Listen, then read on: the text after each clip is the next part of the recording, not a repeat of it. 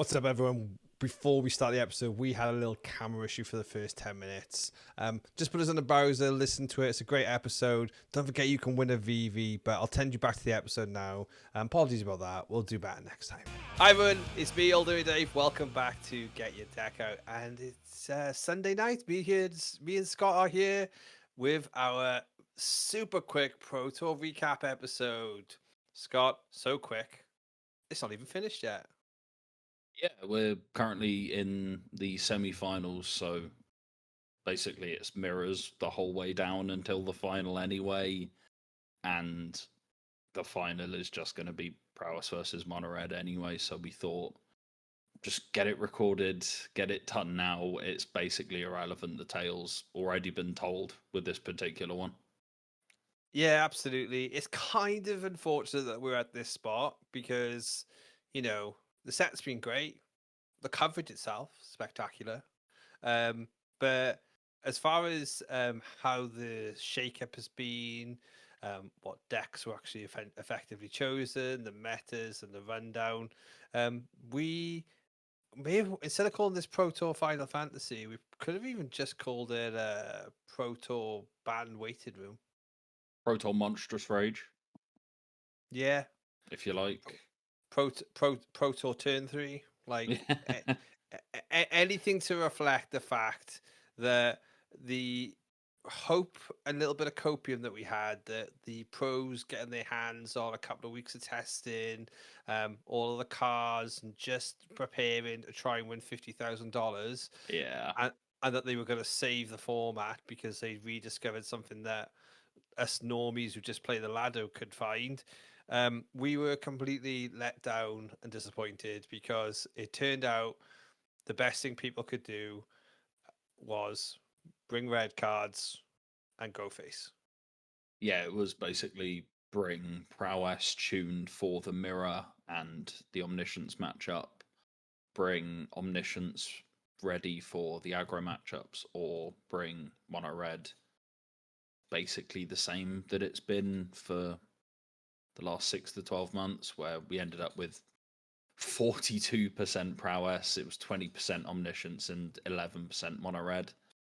And weirdly enough, Prowess actually had sub 50% as its win rate, but I think that's mostly because it looks like it didn't have a great time with Mono Red in particular, which had a 60% win rate, and Omniscience evened out at 53.5. So yeah, it just looks bleak, basically.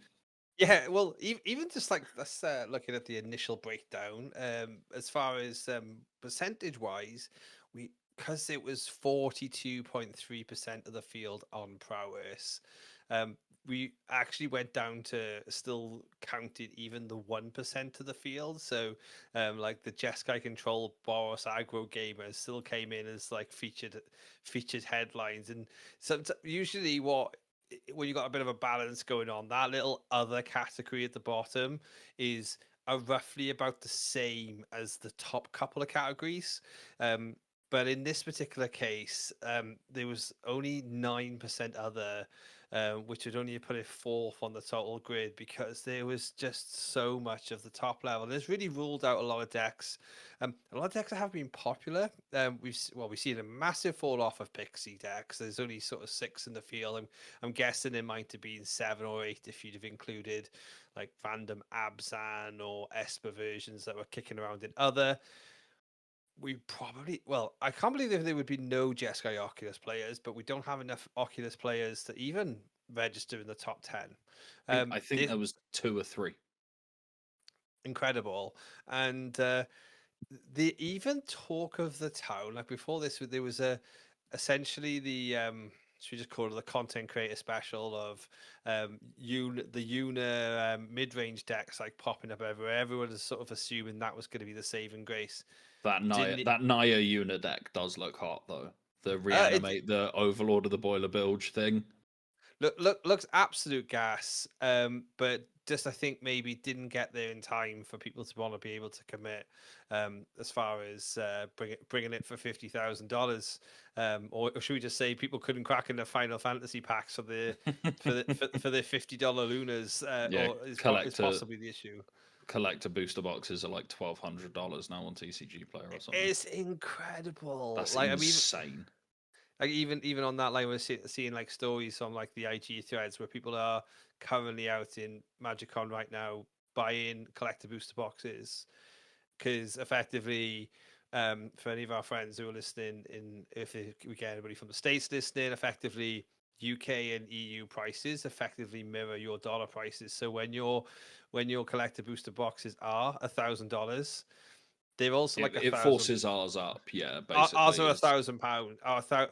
Ours are £1,000, which means in comparison would have been like about $1,400. Yeah. I So was just rip. having a look as well because basically people looked at that metagame percentage for Blu-ray players and went, that is damning. 42% is absurd, and the amount of monstrous rage in particular was a lot.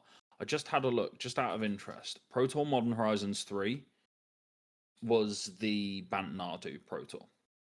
Dave, can you guess what percentage of the field Bant Nadu was at that Pro Tour? Oh, I think it It was was really good. the most popular deck. I'll give you that. I think it was like high 20s, something like 29. 20%. Really, it was still only 20%, even after all of that.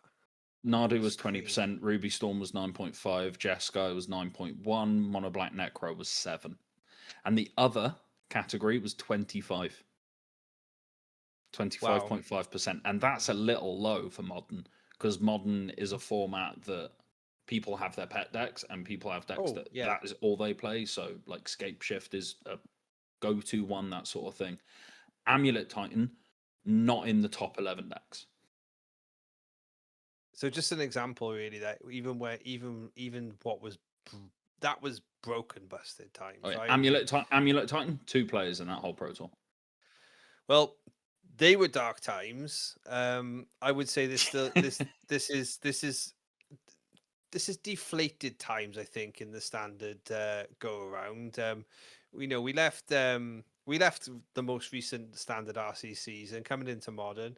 Excited to play modern, but a little bit sad to not have standard. Unfortunately, we sort of have still left that kind of good feeling in the rear view mirror because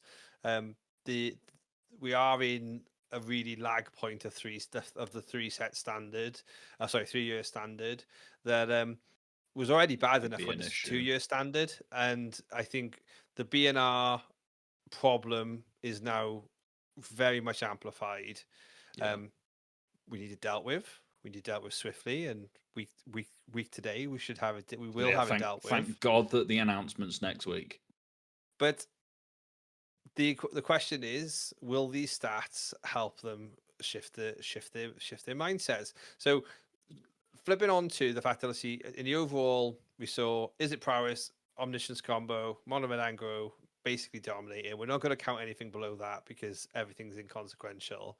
Eventually, yeah. They also then held up the top 3 win rate, which is another big important thing, other than the absolute Chad gamers on Golgari Roots, who got in at 61.4%. But that was picked up quite a bit by E-Legacy, so I think he was dominating people with that all weekend. And so that is like, I can't believe the Orzhov Pixie guys. Like, so those like hardcore Orzhov, the Pixie believers dropping in at 36.6% win rate. That's, that makes me feel really sick and sad.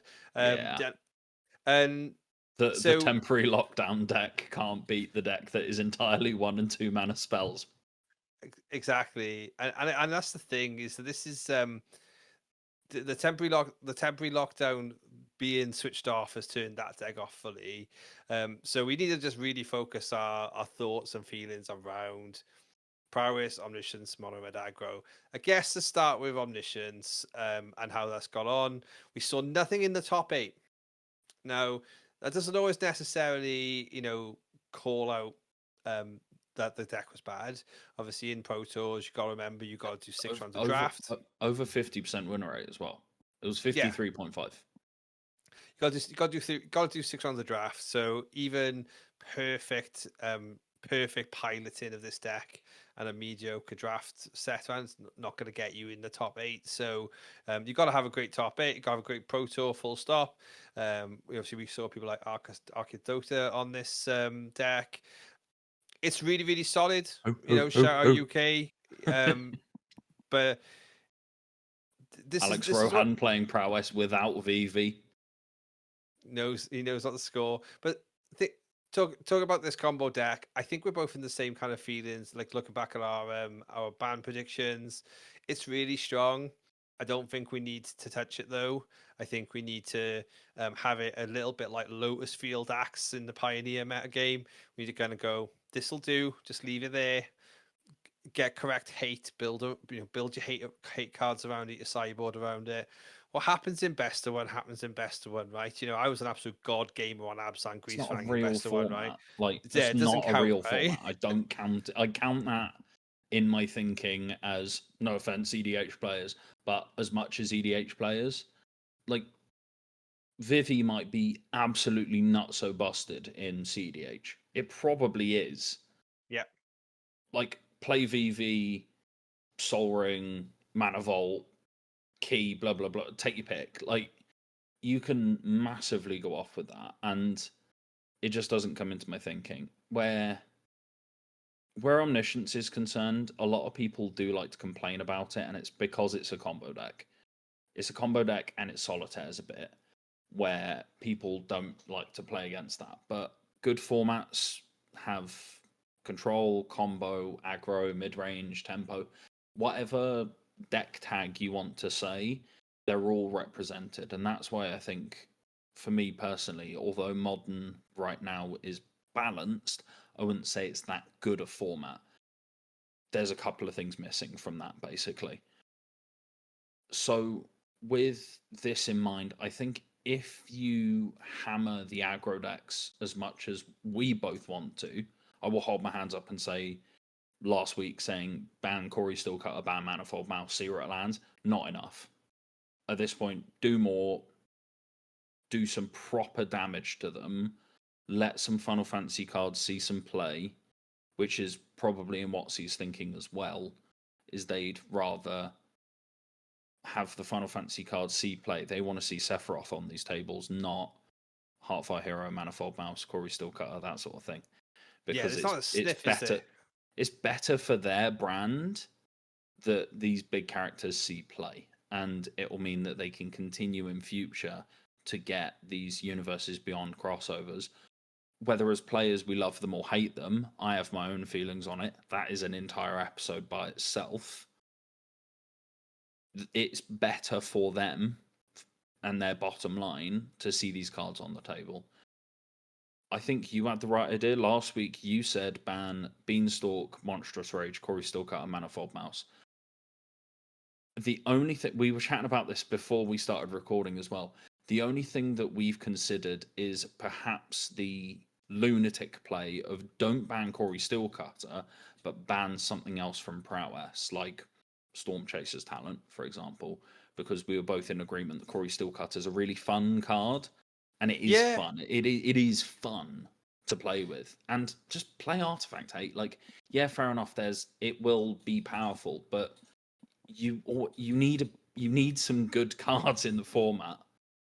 Yeah, I think that is something for us to look at, and I think may drive the discussion. So obviously we had the breakdown of actual percentage, but looking at that top 3 win rates, and the win rates that matter because of the volume of decks. Mono red sticks right out there. It's 60.4%. Is half of the top 8. That's a massive win rate. Then you've got Azorius submissions coming in a nice solid 53.5%. Again, I think that is indicative of a solid combo deck. It's at the back of a 3-year rotation, so therefore it has every single piece possibly needed to have a really honed in combo deck. Will get completely obliterated at rotation unless they just print Abuelo's Awakening again in some shape or form. Is Abuelo's rotating out at the end of the year? No, Abuelo's doesn't go this year actually. But we do lose We do lose a lot of like the 2 mana the 2 mana spells that get you there. Things like the charter courses. No, we don't lose charter Charter course course. was in LCI as well. What do we Th- lose? This is so the sets rotating are Dominaria United, Brothers War, All Be One, March of the Machine, and Aftermath. Oh, so what we do lose is we do lose the battle loop, but I know a lot of the decks have kind of like gone away They're from not that even now. playing that anymore. They're So just playing Meringue River. I think having that confusion live on a podcast is kind of indicative of the problem with 3 year standard. yeah, absolutely is. We are really entrenched, really invested players, and we don't know what's legal in standard because there's too Yeah, much. So there's what, 5, 8, 12, 13, 14, 15, 16 sets legal. And before rotation, there's going to be another 3. That's yeah, a bit much for me. it's crazy, and also shows that like we end up missing some stuff as well, and missing some fun in like in sort of the way that it works. I would Yeah, still stand by the omniscience combo can sit there. It can sit there and be the thing. probably.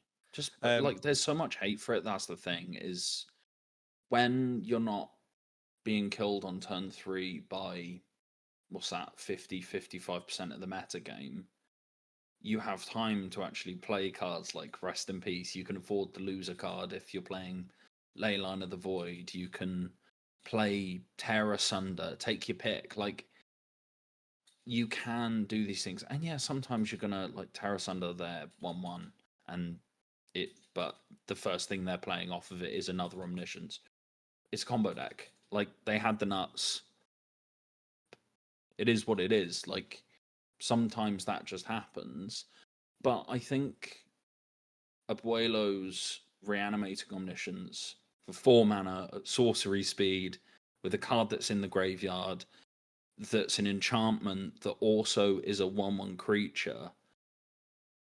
You've got a lot of ways where that can be fought against.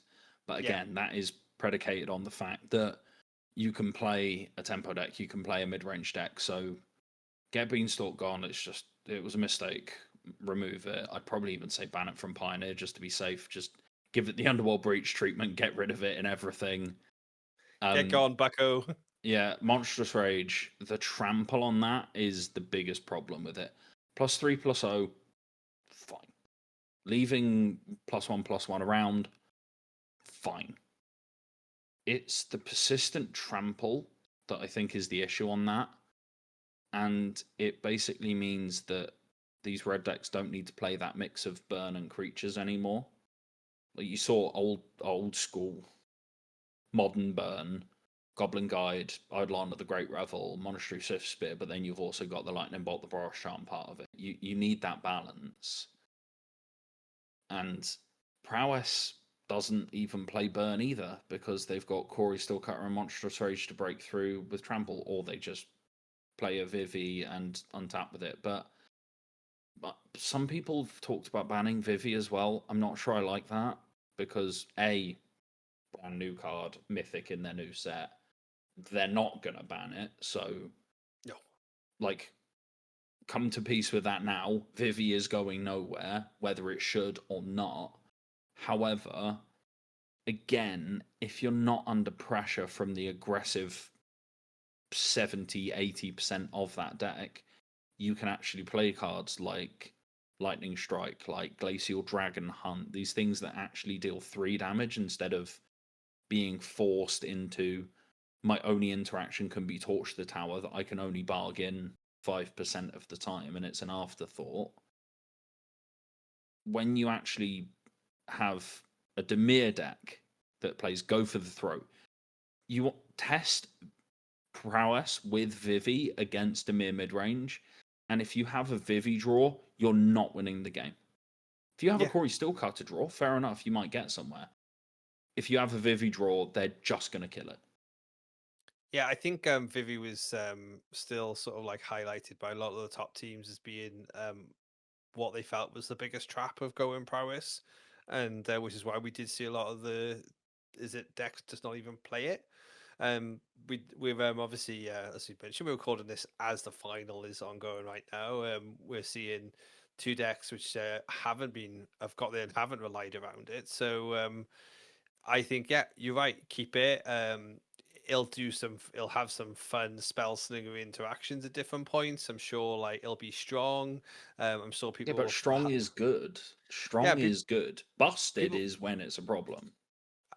and in reality, with the correct clause applied, which is obviously the once per turn, and this is why I still threw the Yoda out there about Agatha's Soul Cauldron. I think like the only way you stop if I'm being busted is you just don't let that be a thing. But If again, anyone, though, if there's not mega aggro decks in the format, you play a rest in peace, and then they really struggle to beat that. Their only answer to that is like into the Floodmore or spell piercing it. that is true. I've seen obviously doing a few of the standard metagame challenges whilst what we're having the games on the second monitor. Like we have basically started to see a shift to a Vivi and the Voldaren Thrill Seeker roots combo, and also like being powered up by the Enduring Curiosity as well. So Yeah, like what PVDDR played, like that is it. Cauldron. I think, and though I think that is going to see more play because it's interesting and new and more fun. So people yeah, are going to think, oh, screw it, I'll run it through a challenge. It'll be fun. So it's going to be overrepresented because how many people realistically are sitting there and thinking, oh, I'll play my 18th challenge with Blue Red Prowess yeah, and play 5 mirrors in a row. yeah, That I think absolutely, that's why Vivi's done well at this Pro Tour is because Vivi's really good in the mirror. yeah, That's for sure. basically it. And it's because I don't think anyone would have predicted 42% prowess. Yeah. And what people seem to be seems to have said about the whole weekend is the mirrors are dictated by the first person to stick a Vivi. Sorry, first person to stick the second steel cutter, or everyone's been playing the Roaring Furnace, that the room Yeah. card which we saw for a while early in the Jeskai the Jeskai Oculus metas. You get one of those open and on the field and draw an extra cards per turn. You end up being the person who has two going. We are in game 3 right now. Ian Rob has two going against one on Tony's side, and I think once Ian untaps, this will start to be them basically taking game 3 down. So Yeah, he also seems to have Tony seems to have a wild ride that's been defaced quite aggressively, which I enjoy as well. we love this. We love that. Um, I thinking about where we were band predictions. I think I still feel quite happy and safe. I think You think did better the than me for sure. I think mice has to be appreciated. I think mice has to be taken out now Yeah, because and I I think don't think just taking monstrous rage is enough. no, and I think because I think you can't look at this stat and what you can do if you do look at this stat, go like right, how do I even the playing field? Because I go back to sort of I remember like we used to look at in that Hearthstone days, right? And with Hearthstone, and there's never should never really be like anything much more than a 54% to 48% window. And what it should be is your 48% should absolutely hammer your 54% deck, but like lose to everyone else and stuff like that. We're not there, which is the problem. Is we're not. Yeah. Once you got someone that was 60%, and we've barely got any other decks around 50%. You know, we've actually genuinely got decks that like that pros have considered good down at like 35%. We got very unbalanced meta. We talked very much in that episode about there being the need for an extra turn. Maybe we need an extra turn and a half in reality. Yeah, Um, quite possibly. and it is crazy to say like standard is again gonna have another power up soon with Edge of Eternities. We get to see Shocklands back. I genuinely didn't think that's something we'd say this anytime soon as No, far as we've literally just got in universe infinity. yeah, we genuinely That's have. it. But we are in a standard right now where like Boros Charm doesn't see play. Like And we've 6 months got two ago, premier aggro decks and lightning helix isn't good enough. yeah, 6 months ago, like Boris Charm was a £5 modern card that some people just couldn't get their hands on. And now it's just genuinely in Unplayable. standard and unplayable, which is Unplayable in modern because of Guy de Soul's Osler Pride. Unplayable in standard because you play a Boros Charm and your opponent plays a 2-drop that gives a 4/4 double strike and represents way more damage than a Boros Charm ever could. yeah. It's the turn and a half is needed. A turn and a half is needed to make standard playable. Don't be wrong. I still think you take all these cards away. As mentioned, one of the discords, I forget who mentioned it. I've for the Brits in the chat. I've been done a good old theme park over this last weekend. So a lot of my Discord has been done in a car journey. And I've definitely came across don't ban Monstrous Rage. It's just a fair pump spell. And I get that it's a pump spell and we need It's the pump trample. spells. The Wild trample Ride kills is it. fine. Wild Ride is fine. Yeah, Monstrous Rage is not. What's the difference? It's not there's the no point of toughness. and there's no restriction to building around it, is there? That's the thing. No. Like I think you've got to make if you're gonna get a really great payoff, you need to have a build around for it. Like for example, the fear of missing out payoff, right? Insidious Like Roots. Insidious Roots payoff, like You all of need these your different the entire Una, deck. right? Yeah, you need your entire deck built around Insidious Roots or built around Una or built to enable Delirium. With Monstrous Rage, you're just like, haha, I have a creature.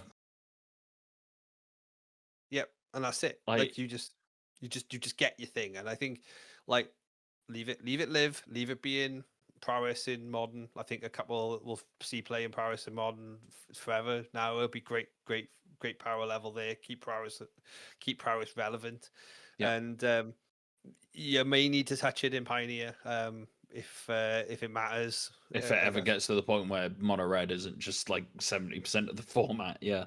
Yeah, like it'll be interesting to see if they've paid attention are gonna pay homage to the Pioneer meta game. I think it's in probably just about as I fettle as standard is. So I I don't understand why they'd give up support on Pioneer just as they're getting it onto Arena.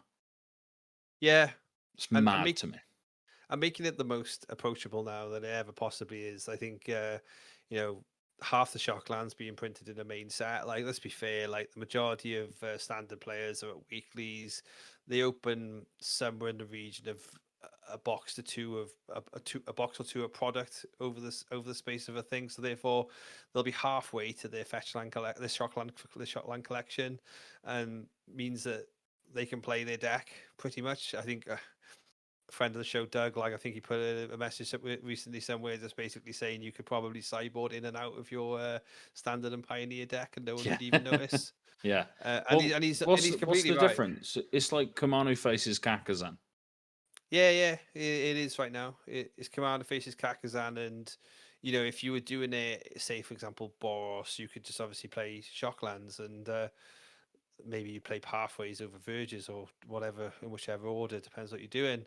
Yeah, or you But pay Painlands and Fast Lands, like take your pick. But yeah, Shocklands in Standard's going to be fun. I think it's going to mean 3-color decks and like true 3-color decks are way more possible. I think Shock plus Verge with Surveil on the back end as well. oh yeah, for sure. Like you're going to enable 3-color decks. But again, I saw Shocklands and I went, oh, that's cool.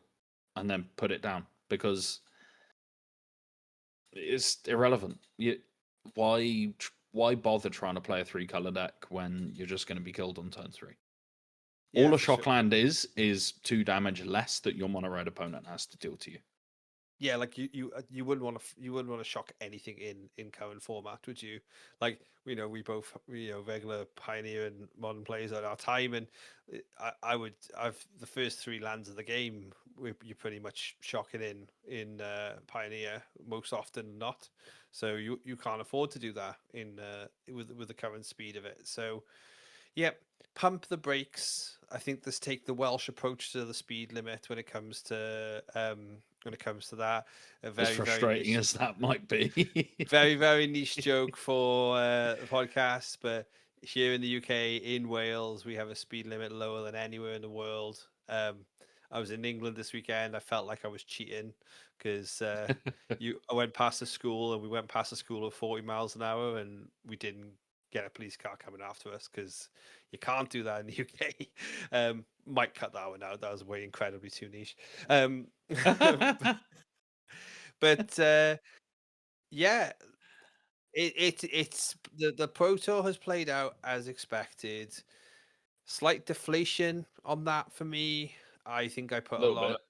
I put a lot of hope in that there would be some excitement to do some excitement and some kind of like innovation to like maybe put the cat amongst the pigeons. Yeah, the closest thing we got was the roots decks, but they already existed.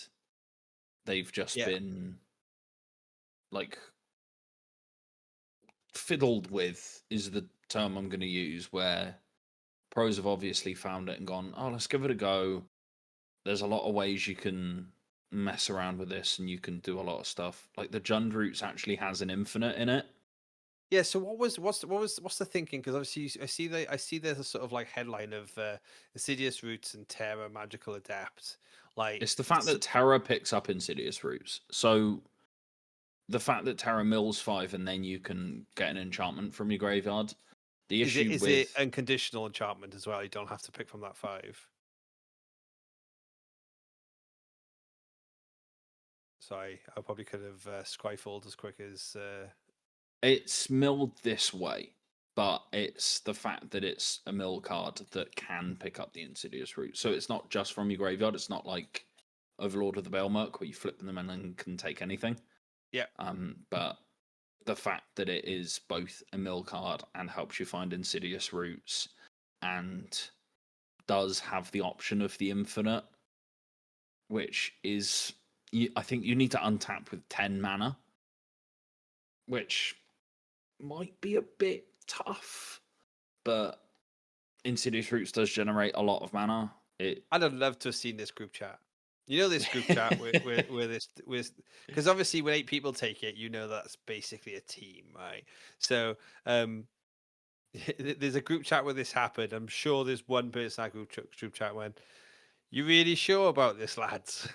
or I think it was a pretty established team.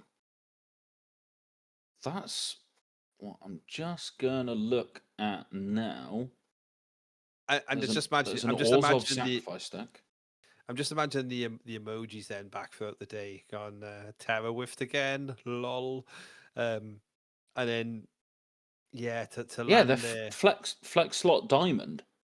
Oh, okay, so the flex. Oh, so Bartek, Krista, Mark Jacobson, Alvin Espinoda, Corey Burkhart, Mikey Bashara, Enzo Burke, David Ackers.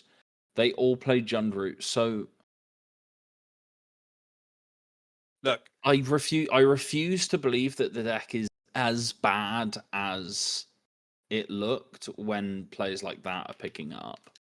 yeah, I think that's very well to say. There's definitely an overcompensation for Is It Prowess. I think that was probably done across the place and has left these decks appear unplayable. The reality is, again, another one that's on the field is Jeskai Control, right? Like I think, like Jeskai Control completely playable. Like I've done a really good standard challenge this weekend. I went 5-1 in one of the meta game ones, and it was like you've just pack farming, isn't it? It's just you're just there. You're just you got great cards like Shinko is an incredible card, and then you just follow up with Beza, incredible card. Arnie, Hoofenbeth, like basically was Yeah. on the knock on the door of it. Yeah, I But I think know Arna was playing Jeskai. but I think once again, when you are being forced to recorrect to prowess will run you over if you don't have like the artifact and graveyard hate, Yeah. you then give up too much to like an overlord deck or even potentially Azorius control. Like, you basically never stick a creature. And the fact that like they've just got a restless anchorage just it kills you, which is a tough pill to swallow. Yeah, the So Jeskai control decks are, they're almost like what we need, where it's like you want a Jeskai control deck because it has the Lightning Helix and things like that that can suppress the aggro decks. It can go long. You get to play cards like Shiko, which, like Corey Steelcutter, are just fun cards. I think that's something Tarkir Dragonstorm did really, really, really well with. Yeah, was agreed. just making fun and appealing cards where you even have stuff like Jeskai Revelation where yeah, you might only play one of it, but it's good and it's fun. And Yeah, yeah, for sure. yeah, it's 7 mana. Yeah, it might not even win you the game after you play it, but I don't care. It's fun. I want to It's copy it with Pyromancer goggles. That's what I want to do. oh, that's one hopefully coming down the line. Um, we've pontificated back over I'm ready, our son. we've gone back over our choices and essentially underpinned we're going to be there or thereabouts for the rest of the core pieces of prowess. And bearing in mind Storm Chaser's talent, Drake Catcher have all sort of seen significant game changing moves this weekend. Any I take thoughts to Storm any Chaser's other talent. pieces? I still would. So Storm Chaser's talent is back on your radar. I just why can they tap 7 mana and just keep going better than like Memory Deluge saw a huge amount of play in control decks. So that was 4 mana draw 2, 7 mana draw 2, but it was look at the top 4, look at the top 7. So huge amount of selection. So by casting stock up twice and activating Storm Chaser's talent. So play Storm Chaser's talent, cast stock up, activate Storm Chaser's talent, cast stock up. Is the same amount of mana. It gives you an otter. It gives you 10 cards instead of 11. Oh no. It keeps stock up in your graveyard, so you can then rebuy it with another Storm Chaser's talent. And you have a Storm Chaser's talent laying around, which you can pay 6 mana to then make it just a game winning threat by itself. Or you can pick it up with this town ain't big enough, replay it, make another otter, level it up, get another stock up, and outvalue a lot of things. The only thing that can't outvalue is the up the beanstalk nonsense with Leyline Binding and Overlord of the Hauntwoods. Let Zer rotate, get it gone, let it die. It was fun while it lasted. Get rid of Beanstalk. No one needs it around. I love the Golgari graveyard deck. It should not be able to draw 7 cards a turn. It just shouldn't. If No. you're doing that, you dump your whole deck or loads of your deck into the graveyard, and then turn 4 you go Diamond Weapon, Huskburster Swarm, go. That is your game plan.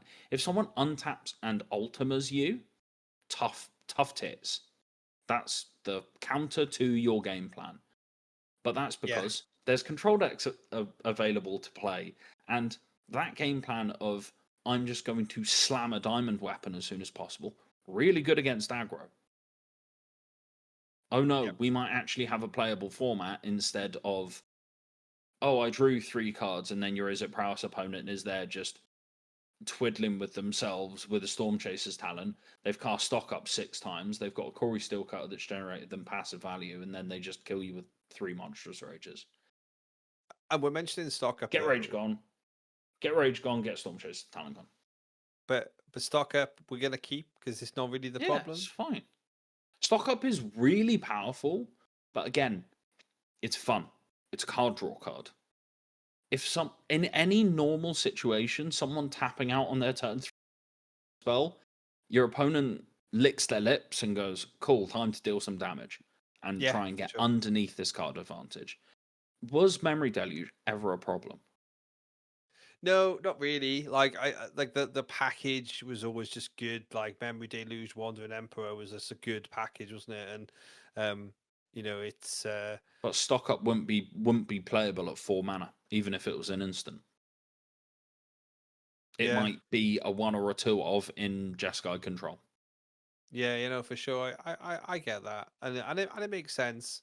It So being a sorcery is fine. It makes it fine. And if it's not, again, we're coming back to the argument of standards too big. There's too many insane 1-drops.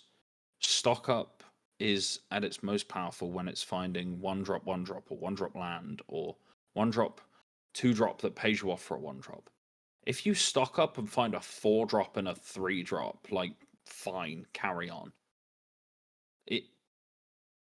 I don't want to just straight up say just make standard 2 years again, but it feels like that's where we're heading. And I know another friend of the show, Yoman5, has been banging that drum for a long time of just put standard back to 2 years. It's too much. I think it's there, and obviously hot off the press as we're sort of actually getting looking like about the point where we'll be wrapping up the pod. Ian Robb has just taken it down in 4 games. So what He's we in didn't the final see now, isn't he?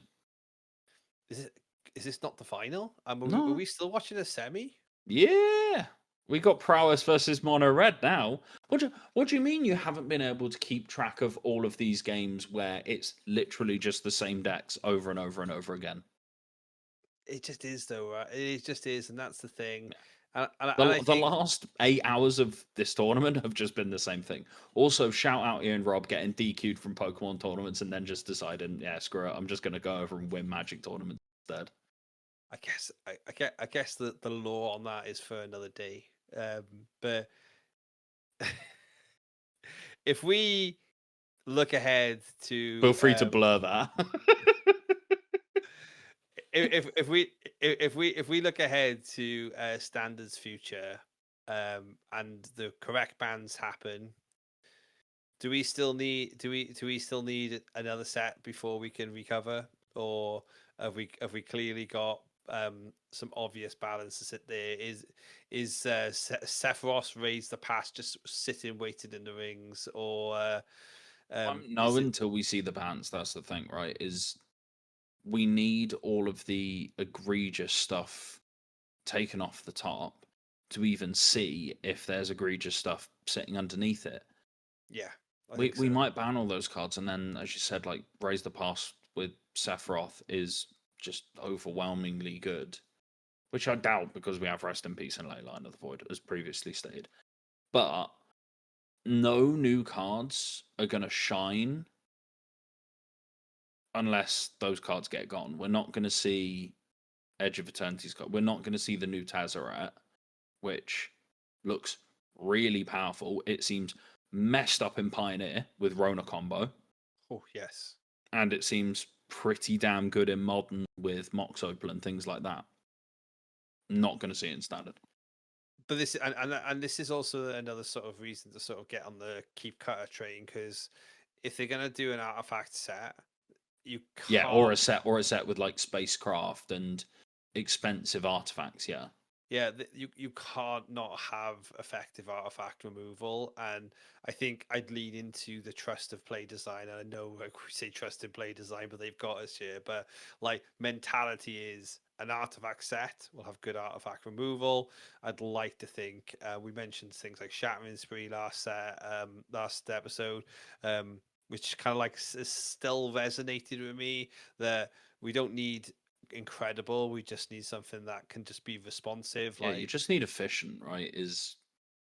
We don't need meltdown in Standard. That's not what I'm saying. We just need you need a couple more safety valves. That's the thing. 1 mana, destroy target artifact in red. Maybe give it cycle 3 or something like that. So yeah, fine. So that's got some good playability. But Standard is gonna have a month to heal. With potential new decks coming out to the fore with RCQ season ahead of us in August. If you didn't see us talk about the bans, if you go back to our last episode, we've literally talked about it on much more depth. Also, if you want to put your ban predictions in that episode, you could also win a Vivi Auditor, which is still up for grabs. The closest to getting all of the bans correct. All you gotta be is sub to the channel or following us on Spotify. And that VV will come to you worldwide. I'm going to probably live to regret that when somebody in Uganda wins it. In the Philippines. The post is the post. Like, we'll figure something out. But yeah, we'll be heading into the final. Ian Robb is going to be up against a mono red player. I don't know if we're going to stay awake, to be honest, Scott, because to be fair, I'm going to bed. Um, I need to go. I want to go to Swansea tomorrow. Go to Uplands Diner, get some food in, drive around Mumbles. yeah. I ain't watching this. But for those of you still grinding out the Arena Direct or playing the standard metagame, enjoy. We'll see you on the next one. We will talk very, very excitingly about the bands that have just arrived. Yeah, hopefully we have a lot. Hopefully we have a lot to talk about. And also where we're going to be taking our crafting from there. Join us for that actually on Monday, on Monday the 1st, live on Twitch and YouTube, or wherever you can find us. We'll be more about that in the comments. But for now, thanks for listening. Go to bed and get some rest.